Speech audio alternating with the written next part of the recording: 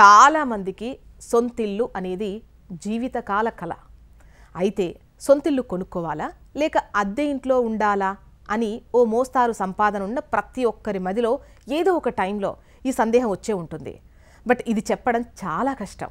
ఫైనల్గా ఇది వారి జాబ్, ఆలోచన అండ్ దీర్ఘకాలిక ఆర్థిక లక్ష్యాలపై ఆధారపడి ఉంటుంది.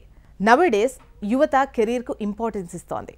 ఉద్యోగం కోసం అవసరమైతే ఇతర ప్రాంతాలు, నగరాలు, విదేశాలకు కూడా వెళ్తున్నారు. ఇలాంటి వారు అద్దె ఇళ్లలో ఉంటే బెటర్. అద్దె ఇంటికి అడ్వాన్సులు తక్కువగా ఉండటంతో ఖర్చులు తగ్గుతాయి. ఫలితంగా ఆదా అయ్యే డబ్బును ఇన్వెస్ట్ చేయొచ్చు.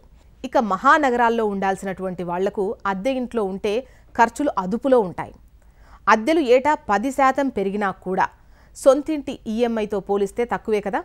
బట్ సొంత గూడు మాత్రం ఉండదని చెప్పాలి. ఇక సొంత ఇల్లుతో లాభం ఏంటంటే ఆర్థికపరమైనటువంటి భద్రత ఉంటుంది. ఇల్లు కొనేటప్పుడు డౌన్ పేమెంట్, ఆ తర్వాత ఈఎంఐలు భారీగా ఉన్నా దీర్ఘకాలంలో రియల్ ఆస్తుల విలువ పెరుగుతుంది కదా, అంతిమంగా లాభమే. ఫర్ ఎగ్జాంపుల్, మహానగరాల్లో సగటున 1 కోటి ఖరీదైన ఇంటికి డౌన్ పేమెంట్ ఒక 25 లక్షలు కట్టారనుకోండి, ఈఎంఐలు నెలకు 1,20,000 చొప్పున కట్టారనుకోండి, మొత్తం 2 నుంచి 3 కోట్లు చెల్లించారు. అయితే ఈ వ్యవధిలో ఈ ఇంటి విలువ ఒక 4 కోట్లకు పెరిగిందనుకోండి, అంటే చివరిగా లాభమే కదా. సో మహానగరాల్లో ఇల్లు కొనే విషయంలో ప్రైస్ టు రెంట్ పర్సంటేజ్ అనేది ఒకటి చూసుకోవాలి. ఇది 20కి మించి ఉంటే అద్దె ఇంట్లో ఉండటం బెటర్. ఇది 15% కంటే తక్కువ ఉందనుకోండి, సొంతిల్లు కొనుక్కోవడమే బెటర్. ఫైనల్గా ఫైనాన్షియల్ బర్డెన్ను చూసుకోవాలి.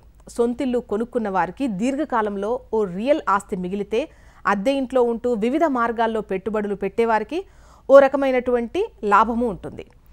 ఏది మంచిది అనేది మీ అవసరాలు, లక్ష్యాలను బట్టి ఆధారపడి ఉంటుంది.